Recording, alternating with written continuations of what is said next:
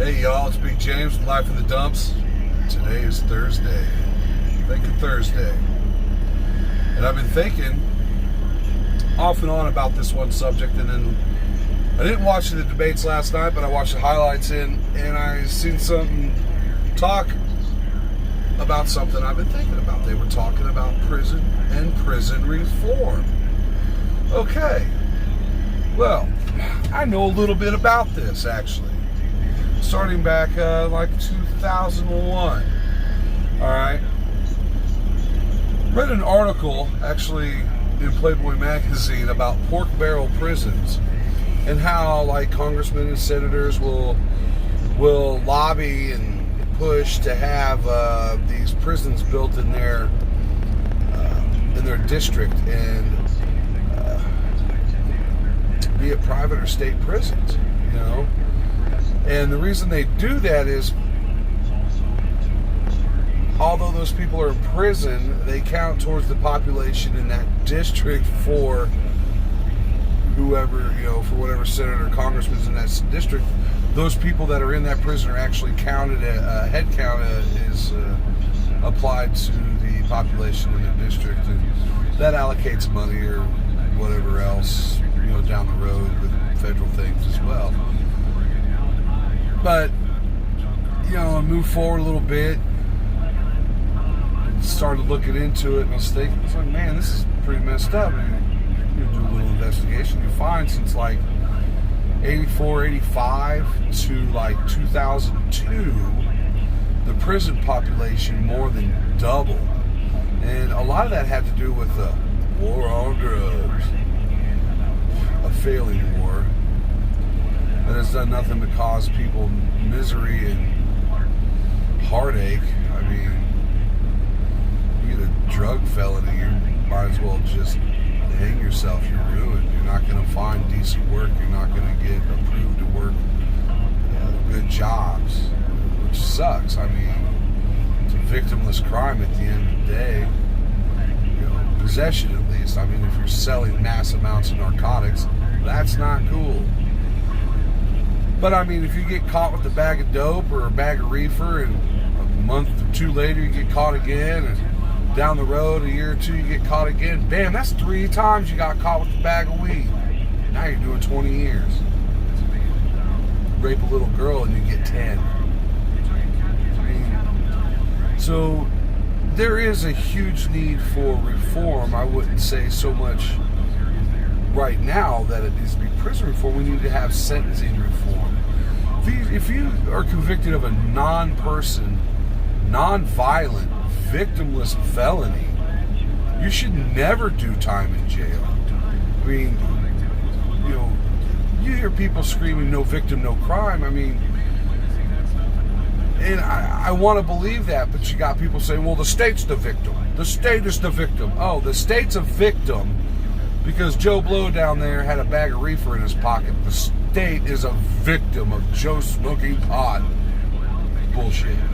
That's just bullshit. Now, with prison,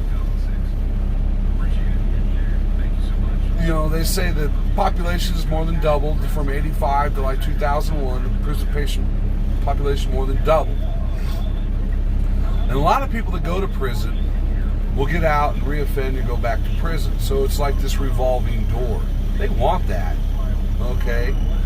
And the fact that we have multiple private prisons, for-profit private prisons, just worry you. Because these contracts that they make with the state or the feds make with these private prisons is, you know, oh, we'll keep the beds full. If they're not, you know, if you don't keep our beds full, we, you know, you owe us even more money. And the thing is you arrest someone, you throw them in prison, you incarcerate them. It's supposed to be rehabilitation. You're supposed to be rehabilitating this person to not act in a criminal manner. You think private prisons do that? Fuck no. You ever seen the inside of a private prison? I have. You know, not sentenced there, but I've seen the inside. And they stack people in as tight as they fucking can. It's about money. There's no education programs in these places. There's no work programs or anything. They're just incarcerated. That's it. You stay here for the duration of your sentence, and that's it. End of story.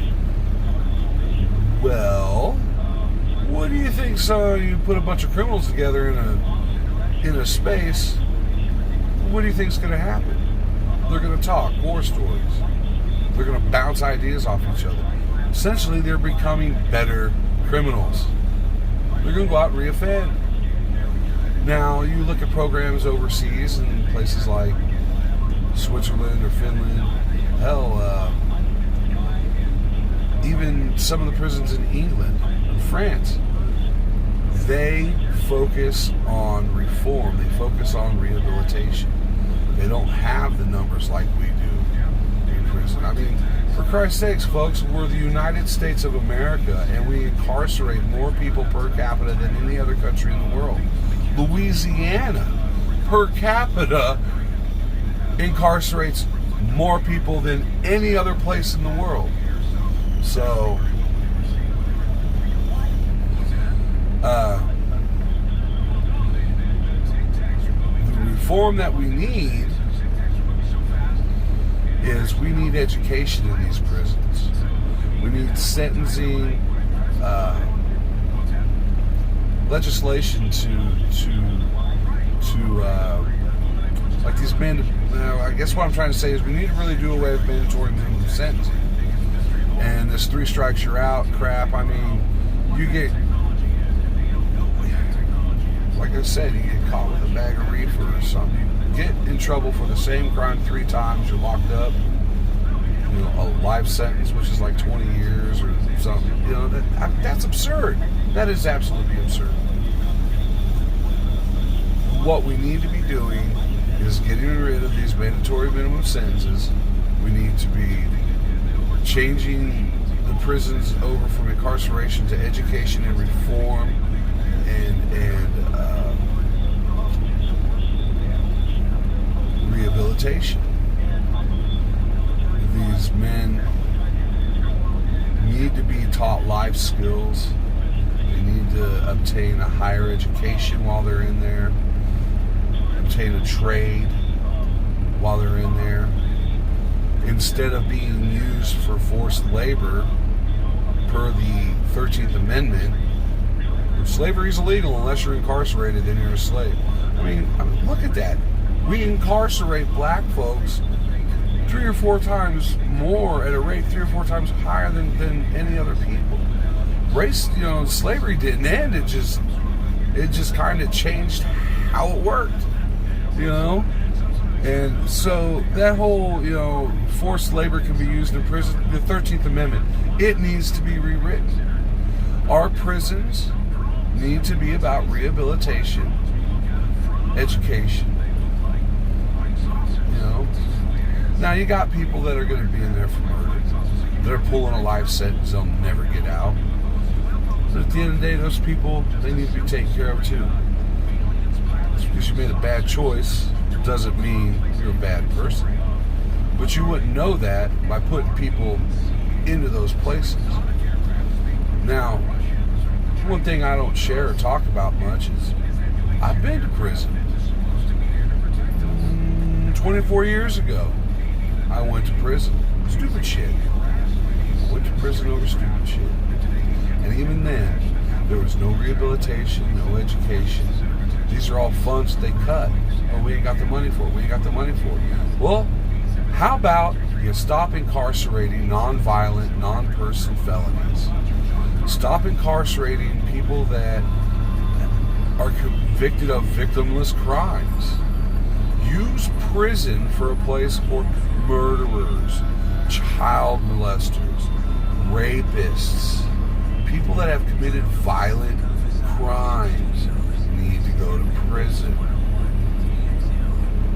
Not Bobby Sue and her boyfriend down the road who got caught with crack for the 3rd time. They need to go to fucking rehab. Okay? Prison is not rehab. And that brings me to another subject. You put people in prison. A lot of them are junkies, addicts, whatever word you want to use. don't educate them. You don't teach them anything. And they get out and they start using again. They get out and they go right back to the streets. Now, there was a young man, I can't think of his name. He was actually on Joe Rogan, and he did a TED Talk as well, I believe. And he was talking about situations. What he talked about was the rats. You put a rat in a box by itself and then give it 2 choices of water, one plain, one laced with cocaine. They drink the water with the cocaine until they're dead. You put the rats in a big nice box with other rats and toys to play with. They don't even fuck with the cocaine laced water. Same with humans.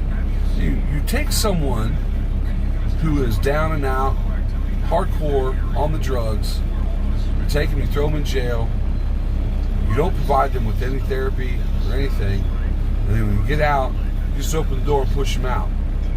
They're going to go right back to what they're doing. The prison system knows that they're going to go right back to what they're doing, and the prison system knows it's just a matter of time before they're back in there making the prison system some more money. That's why they don't want education reform, and they don't want rehabilitation, because they rely on that revolving door for that dollar.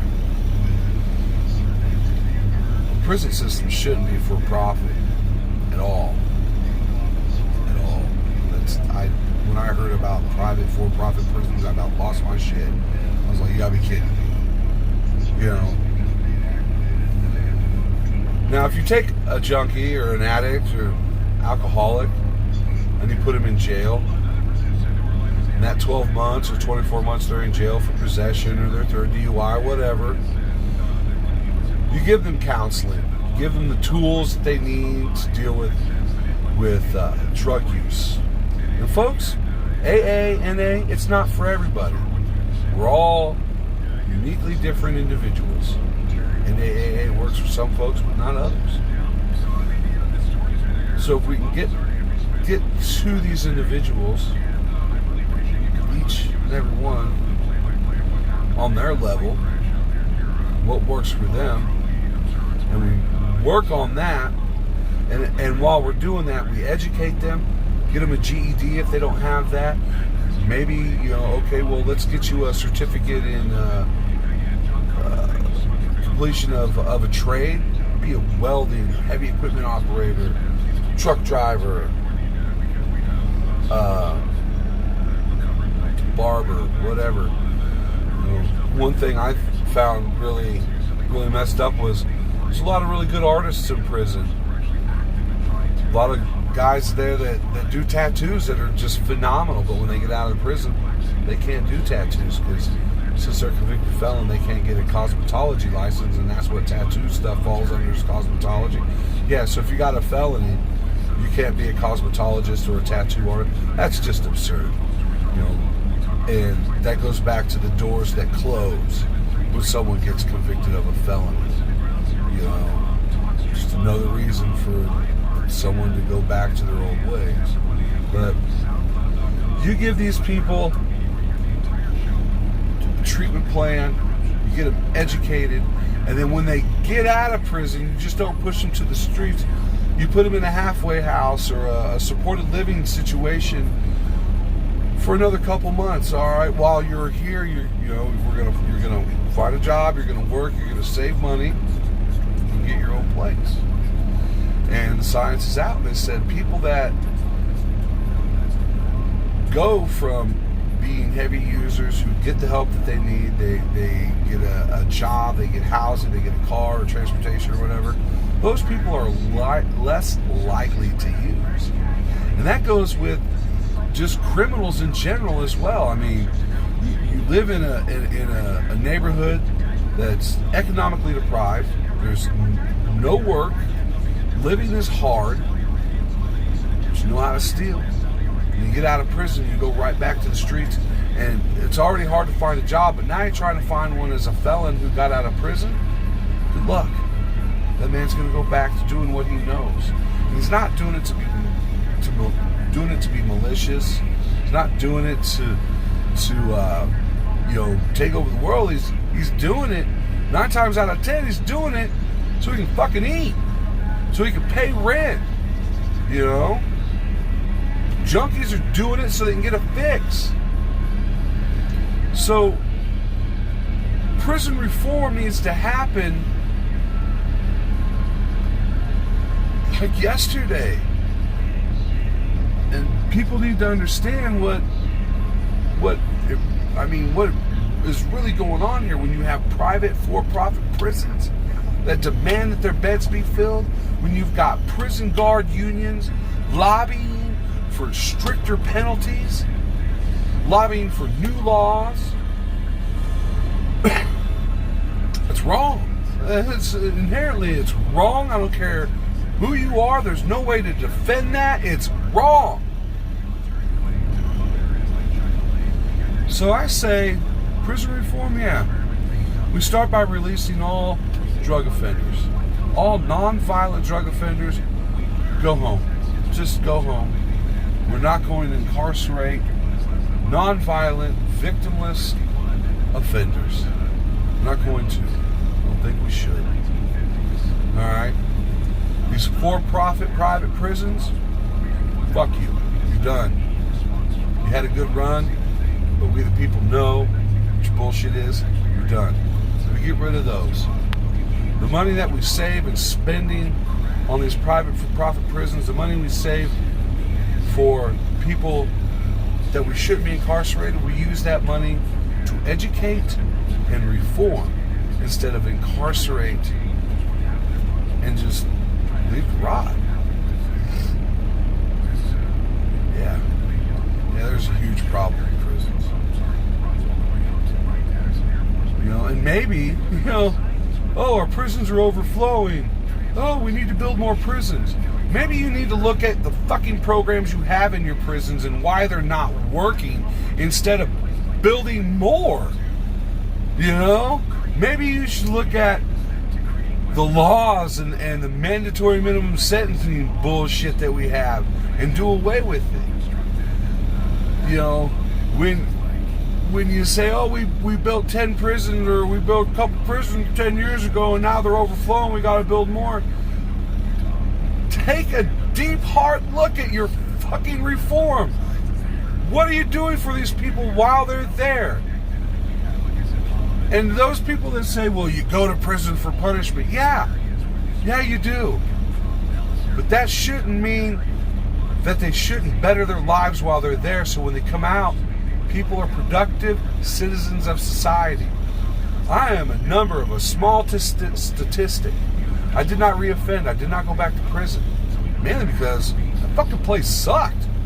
I didn't want to go back. Very impressionable young man. I was 19 years old. I was like, yeah, fuck this. And I was lucky enough to know a handful of people there, so my time there wasn't that hard. Okay? But it was hard enough for me to know I ain't going back. And some of you say, well, that's good to turn it there alone. No.